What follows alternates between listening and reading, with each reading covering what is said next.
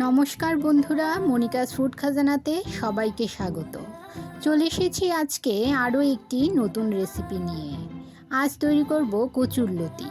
কচুরলতি অনেকে অনেকভাবে খেয়ে থাকেন। আমি কিভাবে তৈরি করি সেটাই আপনাদের সঙ্গে শেয়ার করব। দেখতে থাকুন পুরো ভিডিওটা। আশা করি আজকের রেসিপি সবার ভালো লাগবে। এখানে আমি 300 গ্রাম কচুরলতি নিয়েছি। আঁশ ছাড়িয়ে কেটে ভালো করে ধুয়ে নিয়েছি। আর নিয়েছি 100 গ্রাম কুচো চিংড়ি। চিংড়ি মাছগুলো কেটে ধুয়ে পরিষ্কার করে নিয়েছি। মাছগুলো এতে দিয়ে দিলাম। এই রান্নাটা আমি চিংড়ি মাছ দিয়ে করছি, আপনারা চাইলে যে কোনো ছোটো মাছ দিয়েও এই রান্নাটা করতে পারেন। আর দিয়ে দিলাম দুটো মিডিয়াম সাইজের কুচুনো পেঁয়াজ।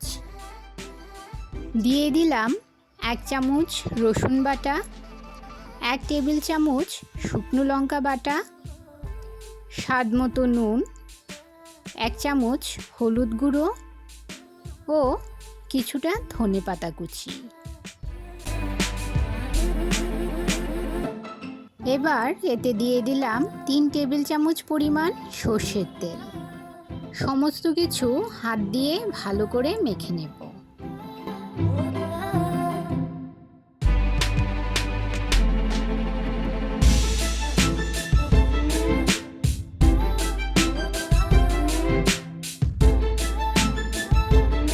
গ্যাসের চুলায় কড়াই বসিয়ে দিয়ে দিলাম 2 চামচ সর্ষের তেল।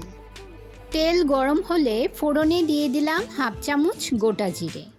সামান্য নেড়ে নিয়ে দিয়ে দিলাম মেরিনেট করে রাখা কচুরলতি।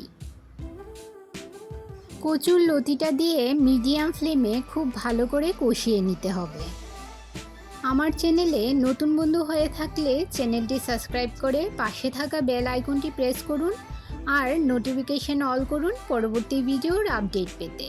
আর যারা ফেসবুক থেকে ভিডিওটি দেখছেন তারা ভিডিওটিতে একটা লাইক দিয়ে পেজটি ফলো করুন। কচুরলতি ভালো করে কষানো হয়ে গেলে এতে দিয়ে দিলাম পরিমাণ মতো জল।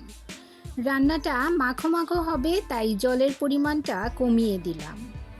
এবার ঢাকা দিয়ে 5 মিনিট হাই ফ্লেমে রান্না করে নেব। 5 মিনিট পর ঢাকা সরিয়ে নিলাম। ঝোল একেবারে শুকিয়ে গেছে আর লতিগুলো খুব ভালো করে সেদ্ধ হয়ে গেছে। এবার কিছুক্ষণ নেড়ে নিয়ে আমি লতিগুলো নামিয়ে নেব। গরম ভাতের সঙ্গে এরকম একটা লতির তরকারি হলে আর কি লাগে খেতে। আপনারা বানিয়ে একবার খেয়ে দেখবেন, খুব ভালো হয় খেতে। রেসিপিটি ভালো লাগলে একটা লাইক করবেন আর শেয়ার করবেন আপনাদের আত্মীয় ও বন্ধুদের কাছে। আজ এই পর্যন্তই। সবাই ভালো থাকবেন, সুস্থ থাকবেন।